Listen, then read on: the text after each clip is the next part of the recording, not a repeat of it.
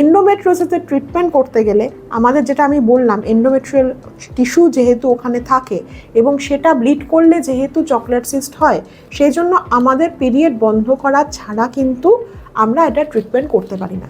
আর period যদি বন্ধ করতে হয় অর্থাৎ কিনা তাহলে ওভুলেশন বন্ধ হয়ে যাচ্ছে, যদি ওভুলেশন বন্ধ হচ্ছে তাহলে প্রেগন্যান্সি প্ল্যানিং সম্ভব নয়। তো জিনিসটা একটা ভিশিয়াস সাইকেল। যদি ছেড়ে রাখা হয় আপনারা নিজেরা চেষ্টা করার জন্য, তাহলে সিস্ট বড় হয়ে যাবে।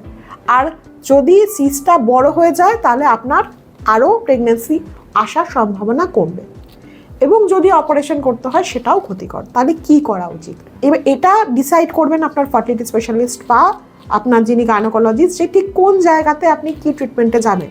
কিন্তু অনেক সময় এরকম করা হয়, মানে ধরুন একবার কমানো হলো, করে বলা হলো আপনাকে 3টে সাইকেল আপনারা নিজেরা ট্রাই করুন, দেন কমানো হলো, কমিয়ে বলা হলো আইইউআই করুন, এবং এর করতে করতে যদি দেখা যায় না আপনার বাড়ার রেটটা খুব বেশি, মেবি তাহলে একবারেই আইভিএফ বলা হবে।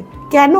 কারণ হচ্ছে আপনার যদি ডিম্বাণুগুলো একবার চলে যায় তাদেরকে ফেরানো কারোর পক্ষেই সম্ভব নয়।